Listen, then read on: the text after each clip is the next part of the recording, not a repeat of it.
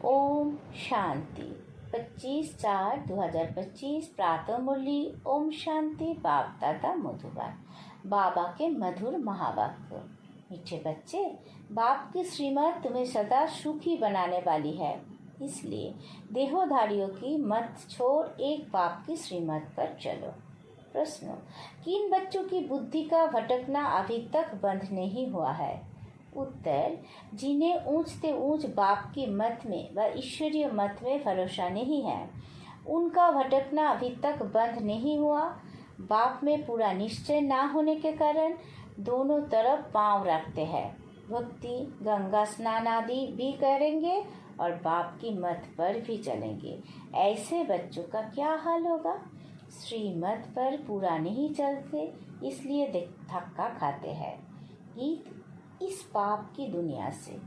ओम शांति। बच्चों ने ये भक्तों का गीत सुना।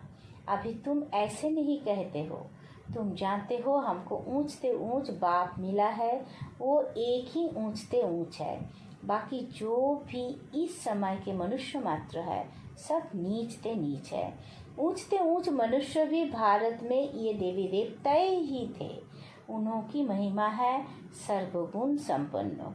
अब मनुष्यों को ये पता नहीं है कि इन देवताओं को इतना ऊंच किसने बनाया। अभी तो बिल्कुल ही पतित हो पड़े हैं। बाप है ऊंचते ऊंच। साधु संत आदि सब उनकी साधना करते हैं। ऐसे साधुओं पिछड़ी मनुष्य आधा काल भटके हैं। अभी तुम जानते हो बाप आया हुआ है, हम बाप के पास जाते हैं। वो हमको श्रीमत देकर श्रेष्ठ ते श्रेष्ठ सदा सुखी बनाते हैं। रावण की मत पर तुम कितने तुच्छ बुद्धि बने हो। अब तुम और किसी की मत पर ना चलो। मुझ पतित पावन बाप को बुलाया है, फिर भी डुबोने वालों पिछाड़ी क्यों पड़ते हो? एक की मत को छोड़ अनेकों के पास धक्का क्यों खाते रहते हो? कोई बच्चे ज्ञान भी सुनते रहेंगे, फिर जाकर गंगा स्नान भी करेंगे, गुरुओं के पास भी जाएंगे। बाप कहते हैं वो गंगा कोई पतित पावनी तो है नहीं, फिर भी तुम मनुष्यों की मत पर जाए स्नान आदि करेंगे तो बाप कहेंगे मुझ ऊंचते ऊंच बाप की मत में भी भरोसा नहीं है। एक तरफ है ईश्वरीय मत, दूसरे तरफ है आसुरी मत। उनका हाल क्या होगा? दोनों तरफ पांव रखा तो चीर पड़ेंगे। बाप में भी पूरा निश्चय नहीं रखते हैं। कहते भी है बाबा हम आपके हैं, आपकी श्रीमत पर हम श्रेष्ठ बनेंगे। हमको ऊंचते ऊंच बाप की मत पर अपने कदम रखने हैं। शांति धाम सुख धाम का मालिक तो बाप ही बनाएंगे। फिर बाप कहते हैं जिसके शरीर में मैंने प्रवेश किया उसने तो 12 गुरु किए, फिर भी तमोप्रधान ही बना है। फायदा कुछ नहीं हुआ। अब बाप मिला है तो सबको छोड़ दिया। ऊंचते ऊंच बाप मिला। बाप ने कहा hear no evil see no evil, परंतु मनुष्य है बिल्कुल पतित तमोप्रधान बुद्धि। यह भी बहुत है। श्रीमत पर चल नहीं सकते, ताकत नहीं है। माया धक्का खिलाती रहती है क्योंकि रावण है दुश्मन, राम है मित्र। कोई राम कहते हैं, कोई शिव कहते। आसुल नाम है शिव बाबा। मैं पुनर्जन्म में नहीं आता हूँ। मेरा ड्रामा में नाम शिव ही रखा हुआ है। एक चीज के 10 नाम रखने से मनुष्य मुझे हुए है। जिसको जो आया नाम रख दिया। आसुल मेरा नाम शिव है। मैं इस शरीर में प्रवेश करता हूँ। मैं कोई कृष्ण आदि में नहीं आता हूँ। वो समझते हैं विष्णु तो सूक्ष्म वतन में रहने वाला है, वास्तव में वो है जुगल रूप प्रवृत्ति मार्ग का। बाकी 4 भुजा कोई होती नहीं है। 4 भुजा माना प्रवृत्ति मार्ग, 2 भुजा है निवृत्ति मार्ग। बाप ने प्रवृत्ति मार्ग का धर्म स्थापन किया है। सन्यासी निवृत्ति मार्ग के है। प्रवृत्ति मार्ग वाले ही फिर पावन से पतित बनते हैं। इसलिए सृष्टि को थमाने लिए सन्यासियों का पाठ है पवित्र बनने का। वो भी लाखों करोड़ों है। मेला जब लगता है तो बहुत आते हैं। वो खाना पकाते नहीं हैं, गृहस्थियों की फलाना पर चलते हैं।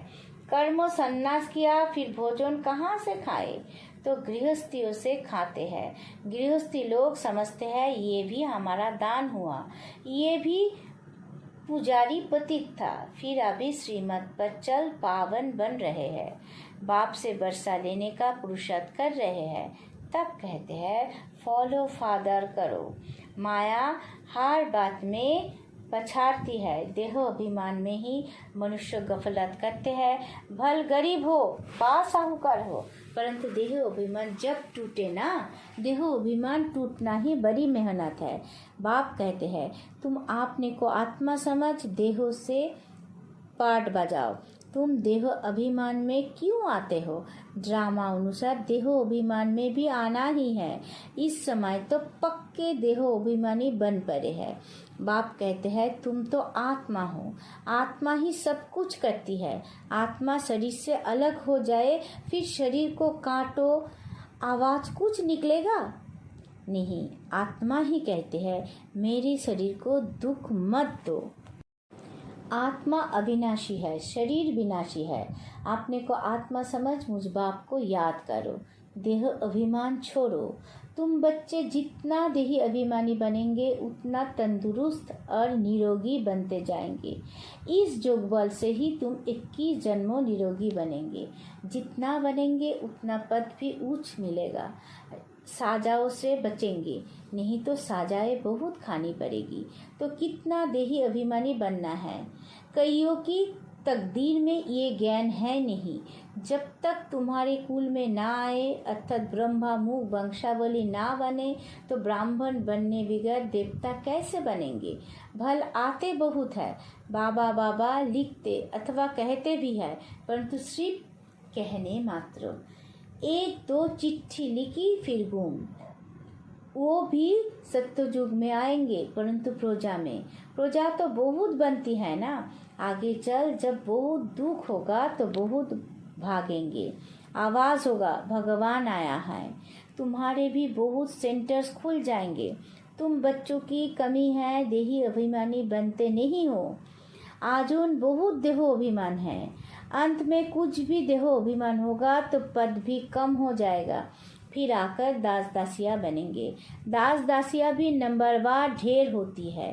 राजाओं को दासिया दहेज में मिलती है, साहूकारों को नहीं मिलती। बच्चों ने देखा है राधे कितनी दासियां दहेज में ले जाती है। आगे चल तुमको बहुत साक्षात्कार होंगे। हल्के दासी बनने से तो साहूकार प्रजा बनना अच्छा है। दासी अक्सर खराब है, प्रजा में साहूकार बनना फिर भी अच्छा है।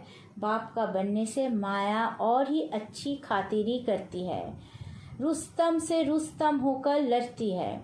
देह अभिमान आ जाता है, सिर्फ बाबा से भी मुंह फेर लेते हैं, बाबा को याद करना ही छोड़ देते।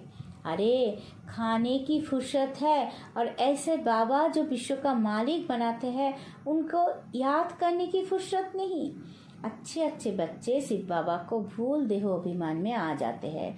नहीं तो ऐसा बाप जो जियादान देते हैं उनको याद करके पत्र तो लिखे, परंतु यह बात मत पूछो। माया एकदम नाक से पकड़ उड़ा देती है। कदम कदम श्रीमत पर चले तो कदम में पदम है। तुम अनगिनत धनवान बनते हो, वह गिनती होती नहीं।